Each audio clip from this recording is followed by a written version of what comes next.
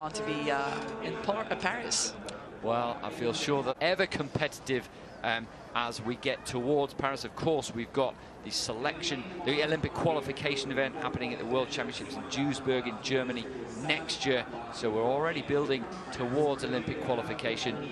Loïc Lénard and Adrien Barr there. You can see the French in lane 3. We had the French in lane 1, I should say. Ukrainians, Vitaly Vergeles and Andriy Rybachuk, who is due to marry his fiancée, Anastasia Chetverikova, who we just saw picking up a medal in the previous race later this season. So some good news, some positive news for the Ukrainians to celebrate. China, Liu Hao and Ji Bowen in lane 3.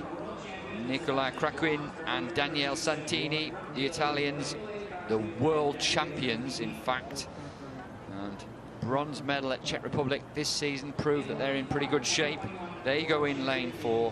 Viktor Glaznov and Tomasz Barniak from Poland go in lane 5, just outside the medals at the World Championships last year in Copenhagen for them.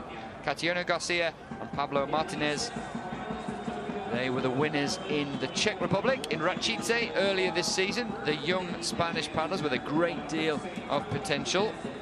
They're in lane 6. Next to them, a little bit of a change in size there. Sebastian Brendel really is a man mountain in the front of that boat. Goodness me, what hasn't he won?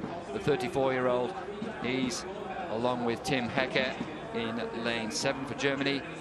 Jonathan Haidu and Adam Fiket, they were silver medalists at the World Championships. The Hungarians go in lane 8.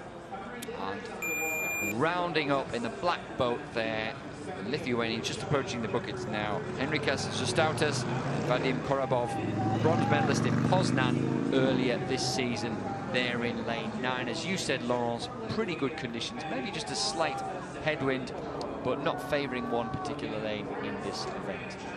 And that's exactly what you want for a canoe event. That's right, and we're underway already with the C-2 men 500-metre A final. So a fantastic close race in the women's, and we may well see the same here in the men's. As we look at the start, we're expecting the Hungarians. They got away well. You can also see 2 from the top of your picture. The Ukrainians, Vergeles and Rybachuk, they were second in Poznan this season, picked up the silver medal. They got away well, but it is with the Hungarians at the moment. So Hungarians' technique holding up in these slightly blustery conditions. But as you can see there, I think we can see 8 boats there. Can't quite see the Lithuanians, but all with a chance in this one. Indeed, every boat right now is in the race, basically. There's no one who's taking a clear lead right now. So. No, this is really interesting. It's anyone's to really take this by the scruff of the neck. Now, if this was the 1,000 meters, that would probably be what the Germans would be doing. But this, which will probably be the new Olympic distance for Paris, well, this is a bit more of a difficult ask for the Germans, but they're right up there now as we get to the final 200 meters of this race. Germans have picked it up. Polish have picked it up. The Spaniards are there as well. You can see, in fact, Spain maybe just picking up with a higher stroke rate. There they are in picture, looking good at the moment.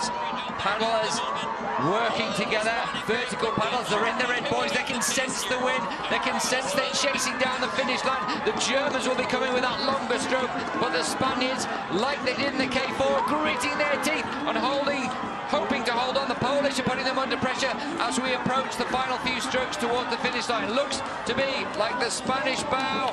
The Chinese are in there, the Germans as well.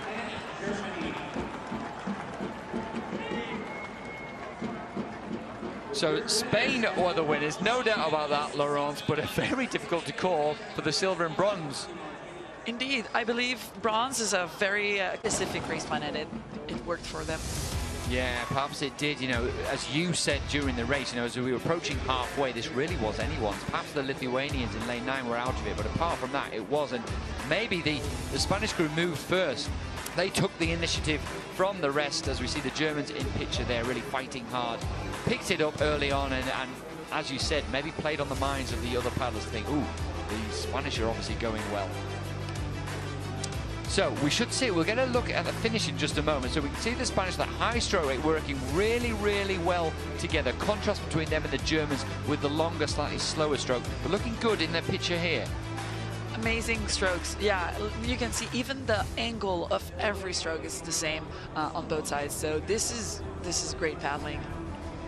Right, so let's have a look here. So no doubt about the Spanish, but then one to their right, then we've got the Poles.